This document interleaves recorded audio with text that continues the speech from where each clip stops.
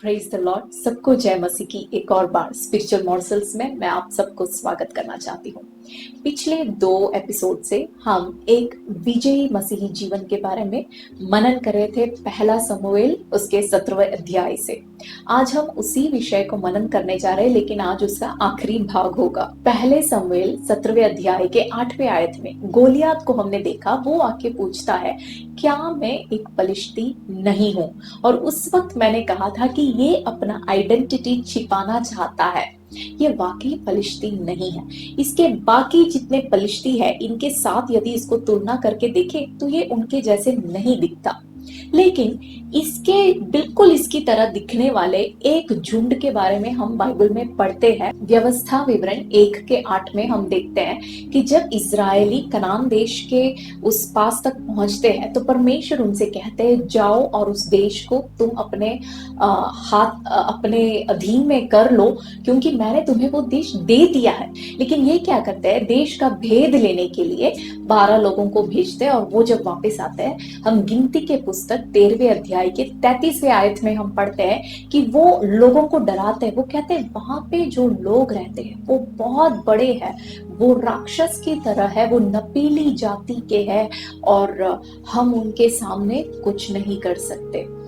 परमेश्वर ने जब उनको बोला कि मैंने तुम्हें दे दिया है, ये लोग क्या करते हैं, ये गोलियत के समान बड़े बड़े लोगों को देखकर, अनाक के संतान को देखकर ये डर जाते हैं और परमेश्वर उनसे क्रोधित होता है। 40 वर्ष तक परमेश्वर उनको दोबारा वापस मरुस्थल में रेगिस्तान में चलने को कहते हैं। और फिर बाद में यहोशू और कालेब से 2 व्यक्ति जिन्होंने परमेश्वर में विश्वास किया, वो ही कनान देश में प्रवेश होते हैं, बाकी कोई प्रवेश नहीं होता। और यही यहोशू और कालेब के द्वारा परमेश्वर क्या कहते हैं, वही नपीली जाति वालों को, अनाक के संतान को, जो बड़े राक्षस के समान है, उन सबको यही इन दोनों के द्वारा नाश करता है। यहोशू का पुस्तक 11वें अध्याय का 21 और 22 जब हम पढ़े, वहां देख सकते हैं कि यहोशू पूरी तरह से इन नपीली जाति वाले अनाकियों को पूरी तरह से नाश कर देता है। एक भी नहीं बचता जहां इजरायली रहते हैं, लेकिन कुछ बच जाते हैं। वहां लिखा है, और वो बच जाते हैं, 3 नगरों का नाम लिखा है, गजा, गत और अशदोद। ये इजराइल के टेरिटरी में नहीं है, फलिस्ती टेरिटरी में आता है। और गोलियत के बारे में हमने क्या पढ़ा, गत नगर का गोलियत, मतलब ये जो गोलियत है वहां जो बच गए उनमें से निकला हुआ उनका संतान है। तो ये अपने आइडेंटिटी छिपाने के लिए पूछता है, क्या मैं पलिश्ती नहीं हूं? लेकिन दाऊद ने देखते ही पहचान लिया, तो पलिश्ती नहीं है, तो वो है, तेरे बाप दादों को मेरे बाप दादा ने नहीं मारा, वो बच गए, इसलिए आज तू मेरे सामने खड़ा है। लेकिन तुझे तो पहले से ही परमेश्वर ने मेरे हाथ में दे दिया था। तो दाऊद के इस विश्वास के कारण, क्योंकि दाऊद ने इसके सही आइडेंटिटी को पहचान लिया, दाऊद के लिए आसान हो गया इसको मारना, इसके ऊपर विजय प्राप्त करना। हम पहले इतिहास 20 के 4 से 8 जब पढ़ते हैं तो वहां भी हम देख पाते हैं 4 ऐसे बंदों का नाम, जिसके बारे में जब हम पढ़ते हैं हम समझ सकते हैं कि ये गोलियत के भाई है। और वहां पे भी लिखा है कि ये राफा के बच्चे, राफाइट्स, हिंदी इंग्लिश बाइबल में लिखा है।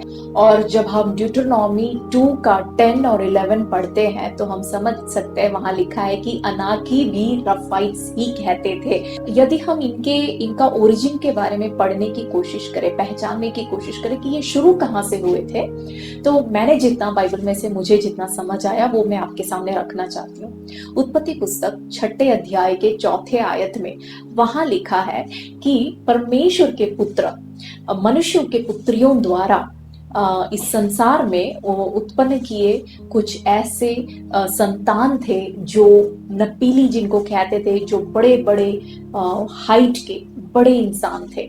और उनके बारे में लिखा है कि वो उस समय और उसके पश्चात, हिंदी बाइबल में एक ही लाइन में लिखा है, लेकिन अंग्रेजी बाइबल में और इब्रानी बाइबल में क्लियर लिखा है कि वो उस समय भी थे और उसके पश्चात भी थे। मतलब ये जो जल प्रलय आने से पहले भी और जल प्रलय के बाद भी इस तरह के संबंध से बने हुए लोग उस समय थे, और वो थे ये नपीली। अब हो सकता है हम ऐसे सोचेंगे कि ये परमेश्वर के पुत्र वाकई आखिर में है कौन?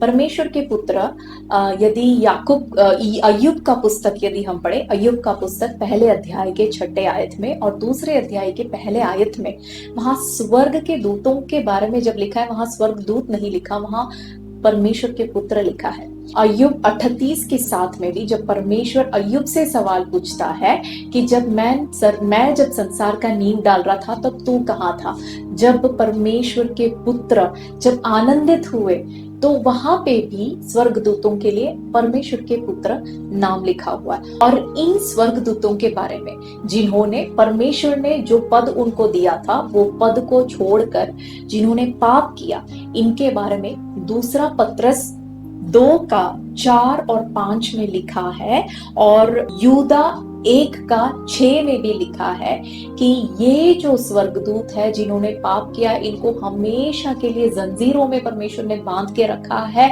अंधकार में रखा है, उस दिन तक जिस दिन इस संसार के ऊपर परमेश्वर न्याय करेगा। यहाँ पे हमें समझना ये है कि दाऊद ने देखते ही समझ लिया था कि ये तो वो है जो परमेश्वर के इच्छा के विरुद्ध में एक शैतान के काम के जरिए से जो इस संसार में आया है, उसका संतान है। ये मेरा कुछ नहीं बिगाड़ सकता क्योंकि मैं परमेश्वर का संतान हूँ। इफिसियों की पत्री पहले अध्याय के 19 से लेकर 23 तक यदि हम मनन करें, वहां पढ़े, तो वहां ऐसे लिखा है कि हमारा जो शत्रु है उसके ऊपर हमारे प्रभु यीशु ने जय पाया है, वो जयवंत है। वहां लिखा है हमारे प्रभु यीशु का नाम हर नाम से ऊपर है। हर अंधकार का ताकत, हर दुष्ट ताकत जो हमारे खिलाफ आती है, उसके ऊपर प्रभु यीशु का नाम है। और उसके बाद में नीचे जब और भी आगे जब हम पढ़ते हैं, वहां लिखा है कि हम जो कलीसिया है, हम कौन है? यीशु हमारा सिर है, हम मसीह के देह है। और वहां लिखा है कि हर इन ताकत को, दुष्ट के हर ताकत को प्रभु यीशु के पैर के नीचे परमेश्वर ने किया है। यदि प्रभु यीशु के पैर के नीचे है, प्रभु यीशु हमारा सिर है और हम उसके देह है, तो ये सारे दुष्ट के ताकत हमारे नीचे है। हमारा पोजीशन उससे ऊपर है, उसका पोजीशन हमारे नीचे है।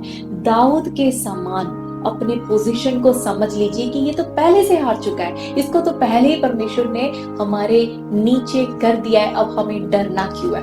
आने वाले दिनों में इस ज्ञान के साथ जीने में परमेश्वर हम में से हर एक व्यक्ति को सहायता करे कि हम मसीह का देह और मसीह हमारा सिर है। हम यदि हमेशा इस सिर के साथ जुड़े रहे तो याद रखिए कि हर दुष्ट ताकत जो आपको डराने की कोशिश करती है, वो मसीह के पैर के नीचे है और हम उसके ऊपर है। हमें इस सिर के साथ जुड़े रहना है, तो हम एक विजयी मसीही जीवन बिता पाएंगे। प्रभु आप सबको आशीष दे।